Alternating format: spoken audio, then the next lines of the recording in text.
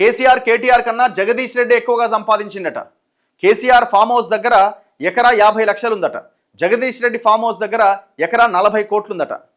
ఈయనదేనా ఉంటుంది ఇక్కడ శంషాబాద్ దగ్గర మద్దూరా ఏదో ఇక్కడ ఉంటుంది ఈయన ఫామ్ హౌస్. ఓఆర్ఆర్ పక్కన షాబాద్లో జగదీష్ రెడ్డికి 80 ఎకరాల క్షేత్రం ఉందట. ఎస్ఎల్బీసీ కూలడానికి కేసీఆర్ క్షుద్ర పూజలు చేసిండట. ఇప్పుడు వీళ్ళేమో క్షుద్ర పూజలు చేస్తే అది కూలిపోయిందని వీళ్ళు అంటున్నారు. వాళ్ళేమో కాళేశ్వరం కూలగొట్టడానికి బాంబులు పెట్టిరని వాళ్ళు అంటారు. మీడియాతో చిట్చాట్లో మంత్రి కోమటిరెడ్డి వెంకటరెడ్డి. ఔటర్ రింగ్ రోడ్డుకు దగ్గరలో షాబాద్లో మాజీ మంత్రి జగదీష్ రెడ్డికి 80 ఎకరాల వ్యవసాయ క్షేత్రం ఉందని మంత్రి కోమటిరెడ్డి వెంకటరెడ్డి అన్నారు. ఇక్కడ ఎకరం 40 కోట్ల నుంచి 50 కోట్లు ఉంటుంది. బీఆర్ఎస్ హయాంలో కేసీఆర్ కేటీఆర్ కంటే జగదీష్ రెడ్డి ఎక్కువగా ఆస్తులు సంపాదించినట. ఇదే జగదీష్ రెడ్డి ఫామ్ హౌస్ నుంచే రంగారెడ్డి జిల్లా కలెక్టర్గా పనిచేసిన అమయ్ కుమార్ అనేటోడు అక్కడి నుంచే మొత్తం వ్యవహారం అంతా నడిపించేటోడు. ట్రూ, ఇది రియల్.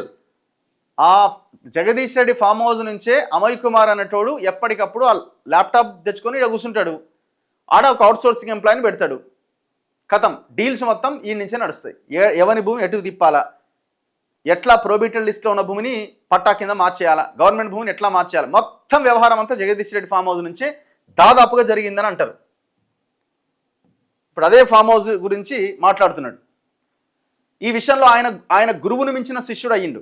కేసీఆర్ ఫామ్ హౌస్ దగ్గర ఎకరం 50 లక్షలు ఉంటే జగదీష్ రెడ్డి ఫామ్ హౌస్ దగ్గర 40 కోట్లు. సోమవారం వెంకటరెడ్డి సచివాలయంలో విలేకరులతో మాట్లాడారు. కాళేశ్వరం ప్రాజెక్టు నిర్మాణంలో భాగస్వాములైన ఇంజనీర్ల దగ్గర 60,000 కోట్లు ఉన్నాయి. ఏ అధికారి దగ్గర సోదాలు చేసినా 100,000 కోట్ల రూపాయలు బయటపడుతున్నాయి. మరి మెగా కృష్ణారెడ్డి దగ్గర చెక్ చేస్తే ఎంత బయటపడుతున్నారు వెంకటరెడ్డి గారు? మరి ఆ ప్రయత్నం ఎందుకు చేస్తలేడు రేవంత్ రెడ్డి? ఎంక్వైరీకి ఎందుకు ఆదేశిస్తలేడు? చెప్పండి. మరి అధికారుల దగ్గర ఇంత డబ్బు ఉంటే లీడర్ల దగ్గర ఇంకెంత ఉంటుంది? శ్రీశైలం ఎడమ కాలువ టన్నెల్ పైన కేసీఆర్ క్షుద్ర పూజలు చేసినట్టున్నారు, అందుకే అది కూలిపోయింది. బంగారు తెలంగాణ అంటూ కేసీఆర్ తెలంగాణను బిచ్చగాళ్ల రాష్ట్రంగా మార్చిండు. బీఆర్ఎస్ హయాంలో రాష్ట్రం దివాలా తీసింది అని ఆయన మాట్లాడుతున్నాడు.